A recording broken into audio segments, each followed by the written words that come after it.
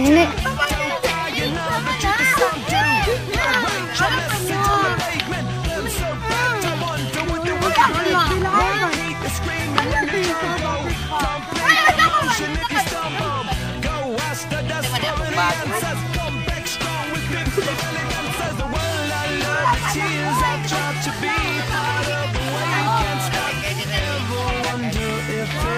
Wow, ang ganda ng kanyang ikaw.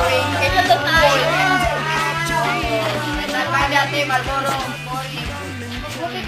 Ito na lang tayo. Kaya magkano kanigil niyo? 65. 65 ako. 50 ka na lang. Dapat, apat. Isa yun tayo. Virgin lang, virgin. What? Nine. Ano candy? Gumenta, igay. Ako na lang mabili. Sige.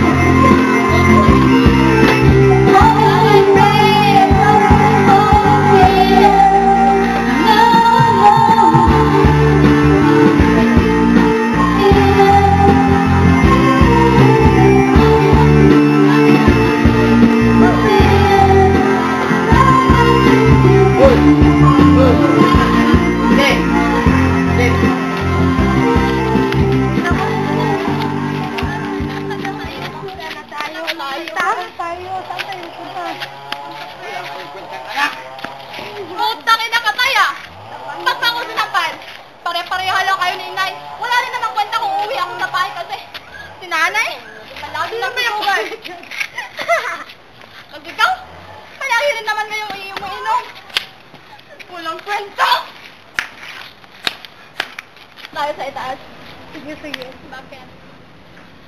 Para mawala ito lahat sa problema natin, mabuti pa, maglaslas na lang tayo. O ano? Agree ako dyan. Oo, ako rin. Nakakapagod, daming problema eh. Walang pinta yung mga pamilya natin. Utang ina. Mga boy step. Busit.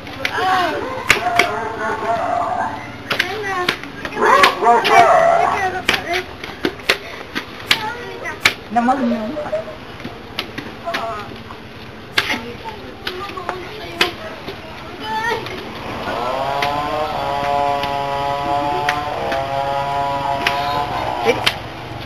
Wow, maganda dito, pare. Mga brad, mga bro, mga inday. Wow. Wow, parang heaven. Masya lang dito, Biti. Nandito lang palalong yung lugar na hinahanap natin. Alam niyo?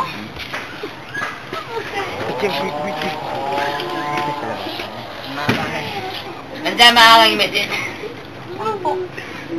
Nakakapagod eh. Dami problema. Tungkol sa pamilya. Ano na? Yung tatay ko, walang pakialam sa pag-aaral ko. Nanay naman, lagi nila nagsusugal. Kung ano na. Uy, panawin natin. Uy. Wala tayong blade. Wala ka ba kung mga... Oy, guys! Hello, guys! Ano ba? Anong ginawa niyo dito? Nagplano. Nagplano saan? Kumusta na pala kayo? Eto, lasing. Lasing na naman. Lasing.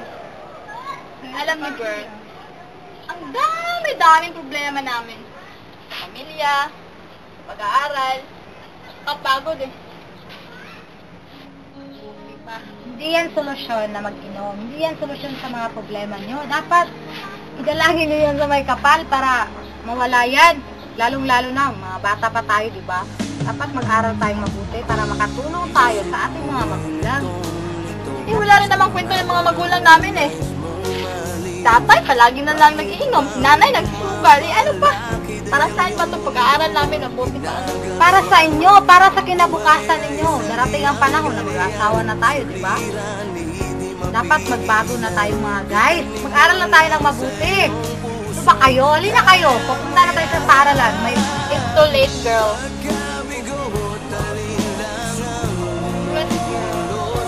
Ganyan namin ayoko na mag-aral. Kaysa naman, araw-araw kayo mag-iinom dito, wala kayong magagawa. Pero, ano naman magagawa niyo dyan? Enjoy kasi eh. Enjoy, baka kalimutan na yung mga kita sa school. Boring talaga. Sa school, walang magawa. Dapat, hindi ka na mag-iinom. Dahil, tayong lahat, dapat, hindi na kayo mag-iinom. Lalo-lalo na sa ating pag-aaral. Sa ating future, di ba? Dapat mag-aaral tayo mabuti para sa ating mga magulang. Wala na tayong pakialam dyan kung anak ng magulang. Dapat tayo ang maghanap ng paraan para malutas natin yung mga problema. Kesa naman, lagi kayong inom dyan, wala kayong kinabukasan dyan, di ba? Dapat mag-aral na kayo mabuti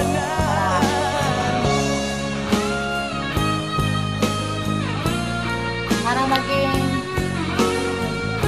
matagumpay at makamit natin ang ating mga pangarap sa buhay. Dapat mag-aral na tayo para